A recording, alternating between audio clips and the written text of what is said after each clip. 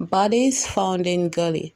Welcome back to Sandy and Bones TV. This is the news recap for Tuesday, June 4th, 2024. Morgue workers and investigators close to the scene where the bodies of two unidentified men were found yesterday morning in Kingston. As she watched a team of detectives and morgue workers walk through her yard yesterday, a senior citizen exhaled deeply before stating that she had no idea that the explosions she heard a day earlier were the sounds of death. At least 30 spent shell casings were recovered in a gully on Slipe Road, Kingston, beside the bodies of two unidentified men. A man also said he heard explosion on Sunday morning but thought someone was beating zinc. Widow denies fabricating story in Keith Clark trial.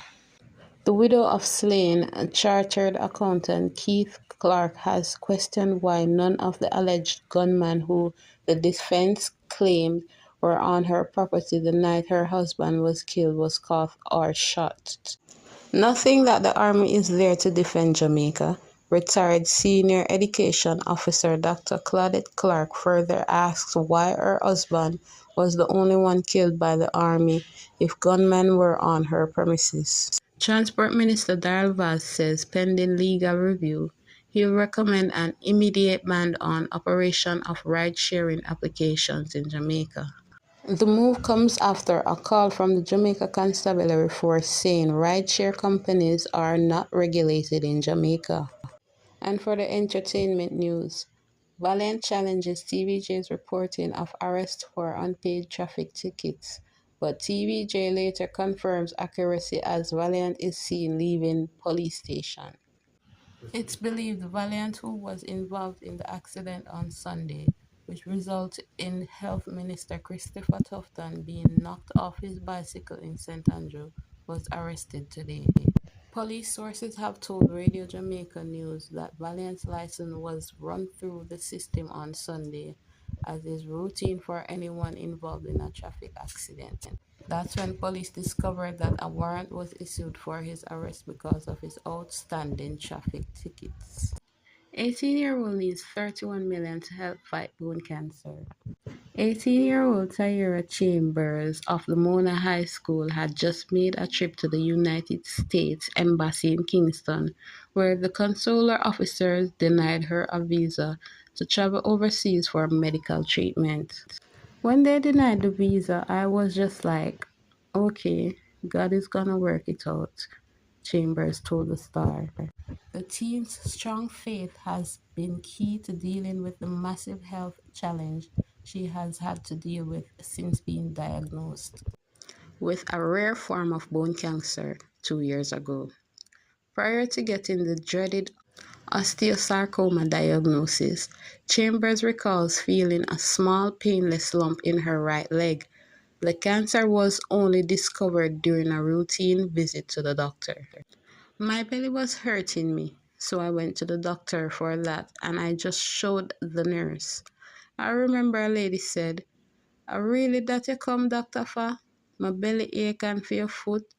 And another nurse turned to my mommy and said, "Register your child." And it went from there.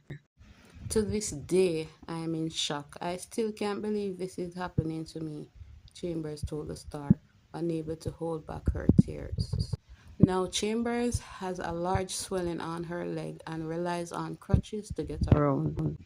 For Chambers' mother, Vanilla Williams, this has also been a difficult experience. Sometimes I don't sleep. I cry a lot when I see her like this. It pains my heart to see her like this, Williams said. The American Cancer Society said that because osteosarcoma is rare, only doctors in major cancer centers have a lot of experience treating these cancers. Chambers did 5 rounds of chemotherapy at the Kingston Public Hospital, but the treatment did not kill the cancer cells. She was subsequently referred to the hospital for special surgery in Manhattan, New York, one of the hospitals that performs tumor prosthesis procedures, which is needed to help her beat the illness. The procedure requires the affected portion of the bone being removed and replaced with metal. The procedure, which is not done in Jamaica, has a $200,000 price tag, approximately $31 million Jamaican dollar price tag. Heavy rainfall has caused significant flooding on several major roads in Kingston, leading to windspread disruptions and mechanical issues for motorists.